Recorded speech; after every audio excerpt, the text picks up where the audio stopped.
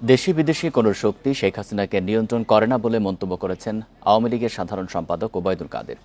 শুক্রবার রাজধানীর তেজগাঁয়ে শেখ হাসিনার স্বদেশ প্রত্যাবর্তন দিবসের সমাবেশে তিনি আরও বলেন, আওয়ামী লীগকে নিয়ন্ত্রণ করে দেশের জনগণ।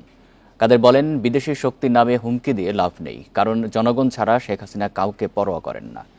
সড়কমন্ত্রী আরও বলেন, নিজেরা নিজেদের শত্রু হলে বাইরের শক্তির দরকার নেই। দলীয় শৃঙ্খলা যারা ভঙ্গ করেছে তাদের সবাইকে শাস্তির আওতায় আনা হবে বলেও জানান কাদের।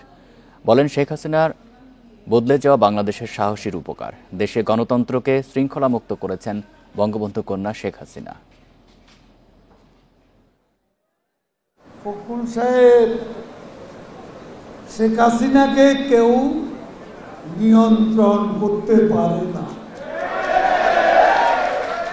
আমাদের নিয়ন্ত্রণ করে বাংলাদেশ রাষ্ট্রের জন্মের চেতনা, আমাদেরকে নিয়ন্ত্রণ করে মুক্তিযুদ্ধের মূল্যবোধ।